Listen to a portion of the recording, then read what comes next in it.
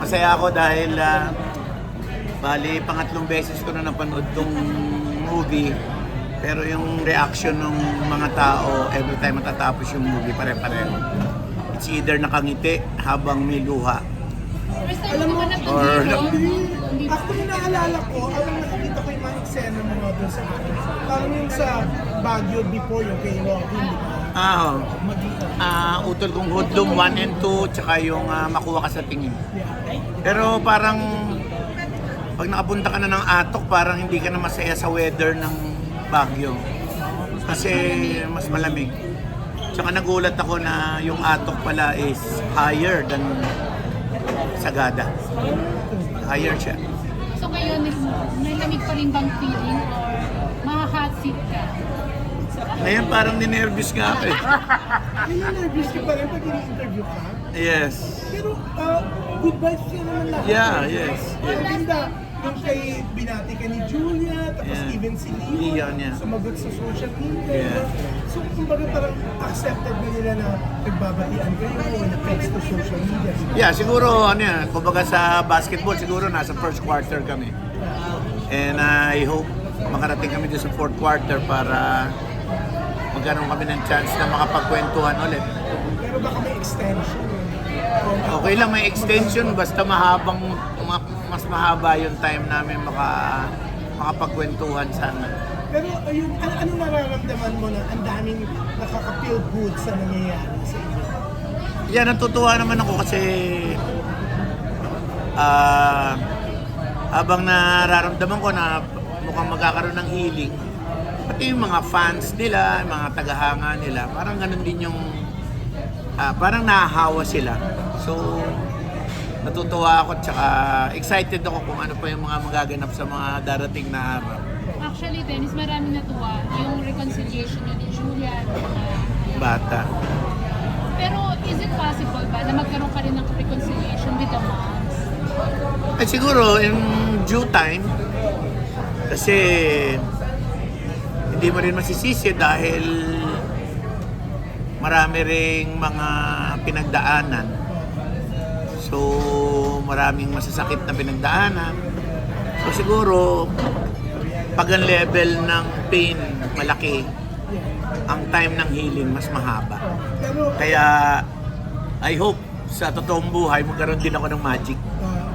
pero Dennis, syempre, si Marjorie na yung tinanong. Sa Sunday, 50 years old na siya. Yes, so Golden 50 girl na rin siya, yes. May bala ka bang batiin siya? Well, unang-una wala akong way. Tsaka pangalawa, parang hindi ko alam kung tama. Kasi hindi ko alam kung matutuwa. Baka hindi ko alam. Kaya to play safe, ano na lang, quiet na. Wala na. So, ibig Right. sabihin, Dennis, from the time na nag-separate kayo, never kang nag-initiate, nag-try, nag-reach out sa kanya? Teka lang. Wala. I-reach out, wala. Bakit? Ano? Hindi siguro nabigyan ng pagkakataon. Parang, nangyari, parang yung effort ko nag-concentrate dun sa reaching out sa mga bata. Pero naniniwala ka, time heals all wounds. Siguro, meron lang mga wounds na it takes years bago mag-heal. Kasi yung physical pain madaling mag-heal eh. Pero yung emotional pain medyo mahaba, mas matagal. Sobrang bitter ba yung separation din? Sobrang bitter ba sa reconnection? No. Hindi naman siya bitter pero painful siya. Kasi ito na-experience ng maraming separated couples, no? Yung mag-separate ka doon sa partner mo, masakit yun, di ba? Pero yung mag-separate ka sa mga anak mo, mga times 5 sa akin. Especially nung naghiwalay kami nila Julia, naghiwalay kami ni Marjorie, Julia was only 10. Claudia was only 8. Tapos Leon was only, I think, parang 3 or 4. So So masyado talagang maliit, masyadong bata, sobra. Nagkasakit baby si Julia, Richard, kasakit. Hindi naman, nag-heart lang ako dun kasi nag-post siya na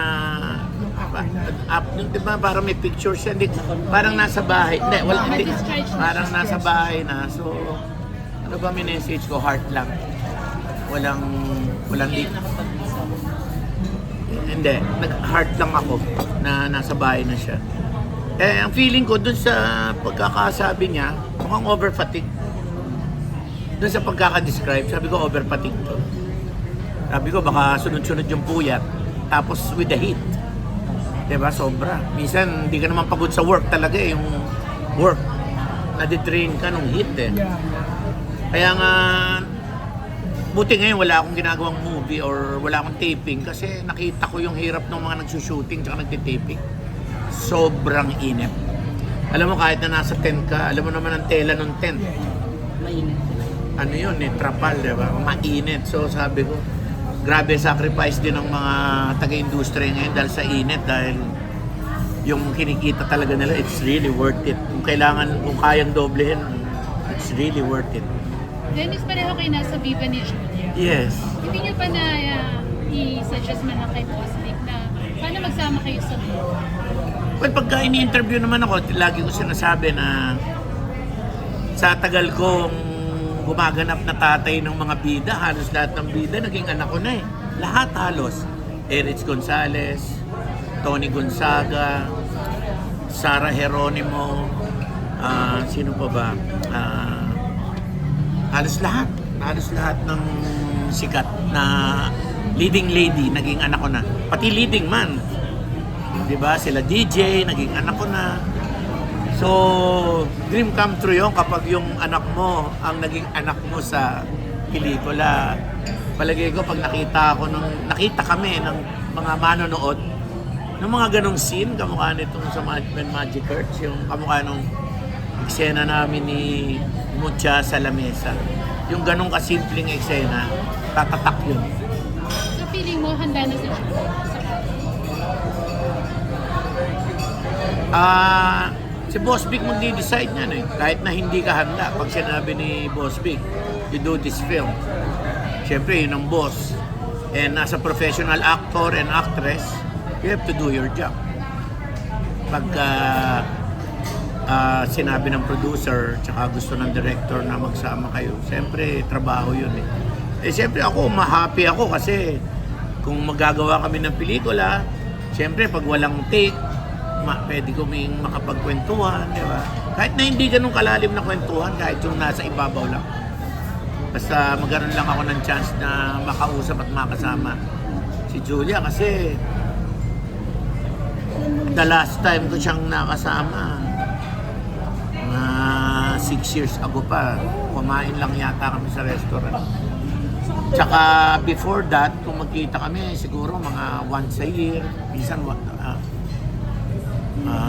in 2 years, gano'n matagal. So after ng separation, ilang beses mo siya nakita? Meron din madalas nung maliit pa sila kasi minsan hindi ko sila nadadalaw sa school that time. Dinadalaw ko sila doon sa tutor.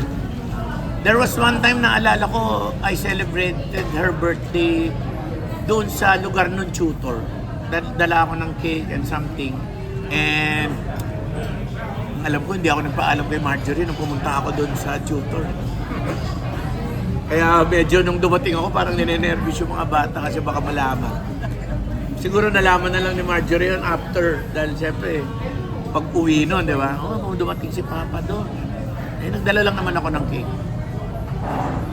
Pero sa tingin mo, Dennis, mga gaano pa kaya katagal para magkapati-uli kayo ni Marjorie? Hindi ko alam eh. Pero gusto mo? Oo, gusto ko. Gusto ko naman. Kaya may Kasi senior na ako, 50 na rin siya. So, ang bilis ng buhay, di ba? Yung iba nga mga kasabay namin, patay na eh, di ba? Pero kung hindi ikaw yung gagawa ng way, sa tingin mo pa, magkakaayos na? Siguro kailangan namin ng broker. Yun nga, parang Baka siguro somebody close to both of us. Maybe Tita June. Kasi I'm with Tita June Rupino mga since 2002 pa eh. So I've been with her for 20 years na. So na-witness ni Tita June yung buhay ko eh. From my first, my second, hanggang ngayon. And May sama ka pa ng love kay Mark? O sa tingin mo siya may sama? hindi, wala naman. Noon siguro, syempre may pain eh, di ba? Sometimes yung pain natatakpan ng anger, and then minsan babalik yung pain, nagpapalit-palit siya. Eh, pero pa nagkakaedad ka, nawawala siya. Nagsisettle down siya, di ba? Since katatapos lang ng Mother's Day, Yeah. may mga ilan kasing basher, syempre, na ginajudge si Marjorie sa way ng pagpapalaki niya sa mga anak, na ang feeling ng iba, kaya hindi malayo yung loob sa inyo ng mga anak mo is because of the upbringing of Marjorie sa mga anak mo. I cannot comment on that kasi yung mga bashers naman, hindi naman nila alam ang tunay na nangyayari sa loob ng bahay. Ang nakikita lang nila yung panlabas, kaya mas madaling magbigay ng opinion kapag nag-observer ka lang eh. Iba talagang ikaw yung nasa loob ng bahay kung ano yung nangyayari. So, pwede silang mag-assume pero hindi nila pwedeng patunayan. Pero ikaw personally, Ikaw, Would you- naniniwala I cannot comment on that kasi hindi ko alam. At saka wala akong patunay. Makakarinig ka lang kwento, hindi mo naman alam kung may basihan ang kwento. So, I rather not talk about it kasi you cannot prove it and mahirap mag-judge. Pero hindi ka There was a time na, there was a time na nakin-inform mo sa kanya. Let's say, pinarinig ka, tapos in-inform mo sa Wala, hindi kami nagkaroon ng communication. Kasi kahit maliit pa yung mga bata, ang communication namin directly with Julia na eh. Sometimes, if I want to talk to Claudia, kasi siya yung pinakamatanda, or through Leon, through Julia. Siya yung siya yung way ko eh, dati. Si Julia. Siya yung way ko. kailangan dito sa sabitin. Diba there was a time parang gusto pa ng Julia yung boss. Anong update? Wala, hindi ko alam ang nangyari doon. Saan? Hindi ko alam. Totoo, honest to God. 2014 pa yan eh, mga 10 years ago. Hindi ko alam kung ano naging decision ng judge. Pero, I think nung nagreklamo at kumontra ako, when I was interviewed by Start Talk, di ba? I have the one-on-one interview with the late Ricky Lo, di ba? That was the first and last time that I talk about it. Kaya ako naman pinaglaban nun kasi yung mga bata nun was underage, di ba? Pero nung dumating na adult na sila, ako talaga sinabi ko sa judge na wini-withdraw ko na yung pagtutol ko kasi they are on the right age, nasa tamang edad, pwede na sila mag-decide kung ano yung family name yung gusto nilang gamitin. So after that, hanggang ngayon, as we talk, hindi ko alam kung ang ginagamit nila sa mga official documents, hindi ko alam kung Mark Barreto or Valdivia yung ginagamit. Pero whether Barreto or Valdivia yung ginagamit nila, it's fine. Happy na ako na alam nila na anak ko sila. Hindi ka At alam ng Diyos na anak ko sila. Okay na yun. hindi ka pinatawag ng court. Hindi ka pinatawag ng court. Hindi. Actually, yung discovery ko na nagpapalit na ng apelido was an accident. Kasi noong 2014, I can remember, consultant ako ni Herbert sa office. So I visited Herbert. When I went down, yung kaklase ko nung college, kaklase ko sa political science sa UST, nakita kami sa sa baba. Pagkita ko, sabi ko, Judge, balita ako. Sabi niya, Denny, sabi ko, Judge. Sabi ko, balita ako, Judge ka na rito sa Quezon City. Sabi niya, oo. Alam mo ba? Sabi niya, sabi ko, hindi. doon sa tabing korte ko. Nag-file, ganyan-ganyan. So sabi ko, nagpunta ako, dumiretso ako. Doon ko tinanong doon sa secretary ng judge na may ganun pala. So after that, kumuha akong lawyer ko rin.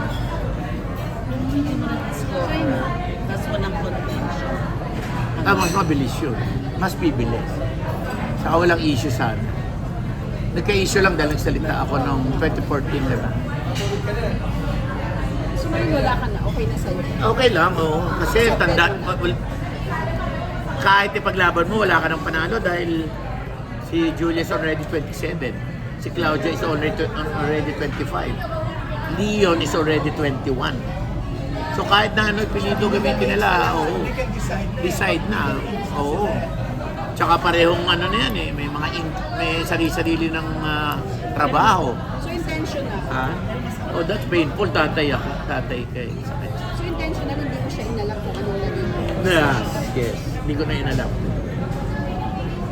you, Daddy. Pero Dennis, Ay, hindi ko alam. sa nakikita mong estado ngayon ng mga anak, masasabi ba na okay naman yung naging pagpapalaki sa kanila? Oo. Alam mo, mahirap maging single mom, lalo na pag ganun karami anak mo. 4 yun eh. Daniela, di ba? Si Daniela, kinonsider ko ng anak yan. Maliit pa yan. Maliit pa, di ba? Maliit pa yan. Alam mo yan, Jun. Maliit pa yun. Sa akin yun. Tsaka nung elementary yun, hanggang grade 7, Valdivia gamit nun. Yeah, alam mo yan. Alam nila Rufa yan. Alam nila. Ano yun? Valdivia. By law yun? No. Kasi pag gusto ng nanay gamitin yun, pwede. So pinagamit ko yung ipilito nung elementary. Pero nung I think nung pag-graduate niya ng grade 7, nagpalit na uli siya to Barreto. Oh, yeah. So never niya talagang ginamit yung apelido ni Kier. Hindi. Hindi. Pero anong, kayo ni Kier, okay kayo? Oo, nakita kami. I posted one of our picture together after mga 22 years more. Nagkita kami sa golf course. Kasi ako nag-host nung farewell party ni Gary Lynn. And Kier was playing. So nung magkita kami, wala. Actually, niyakap pa siya. Hindi ba sumama yung loob ni Kier na hindi pinagamit yung apelido niya instead sa'yo yung ginamit? Hindi naman. Because I think Kier Gaspi is also a good man. Kayo ni Danny ngayon, kumusta na kayo? Well, because dati, siguro mga 2019, kami yung may constant communication dati ni Danny, kahit na hindi ko nakakausap yung tatlo. Tapos suddenly, siguro mga 2 or 3 years ago, parang wala na rin kami communication. Pero every time na nagpo-post siya ng mga picture, nag-heart ako, kunyari, nag-happy birthday ako, tapos may mga several times na nag-message ako na hope to meet yung apo ko, si Millie, sabi ko. Kasi hindi ko pa nami-meet. So may communication kayo ngayon? Ngayon wala. I think since pandemic. Since 2019. Ano nangyari, Dennis? May tampuhan din ba? Wala naman, basta suddenly lang nag-stop na yung communication namin. So, hindi na ako nag-imbestiga, hindi na rin ako nagtanong. Tinanggap ko na lang din na gano'n siguro yun. At hindi ka na rin nangumusta sa kanya? Hindi, pag nagpo-post sa IG, sometimes pag meron siyang pinost, nag-heart ako or nagsasabi ako na kamusta na anak, I miss you, hope to see you soon, hope to meet Millie soon. Mga gano'n lang, mga simple messages. May response? Usually, parang wala. Anong feeling mo bilang continuity honestly, kesa social media, personal. Kasi you don't stop there. Yes. Tuloy-tuloy ka lang. You need reach out. You need to reach out.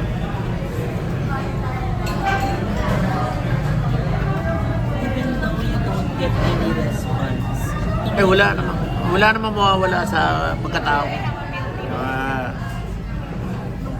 Wala namang mawawala sa pagkalalaki ko, kaya okay lang. Siniyak mo yan sa gabi.